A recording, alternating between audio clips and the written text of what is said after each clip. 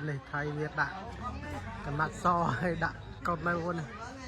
มือนี่ยกนิ้วมือกดเอาไปเลยทำไมจ้างเรื่องไอ้นะมือนี่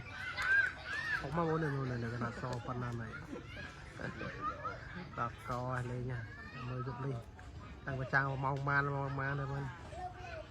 ตะคอนจับดำเลยบนจากการจำได้เนี่ยบนในค่ายอพยพหลายแห่งมีตลาดเกิดขึ้นตลาดเหล่านี้ชาวบ้านไทยได้นำข้าวของมาขายลูกค้าก็คือคนเขมรอพยพผู้โชคดีซึ่งมีญาติหรือเพื่อนในต่างประเทศส่งเงินมาให้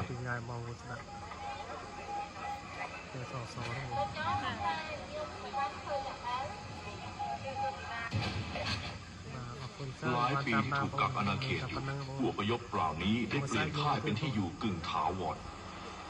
การอยู่อาศัยและโรงเรือนต่างๆได้รับการขยายปรับปรุงอย่างสม่ำเสมอสิ่งของอุปกรณ์ด้านอนามัยมีให้พร้อมสำหรับเกือบทุกครัวเรือน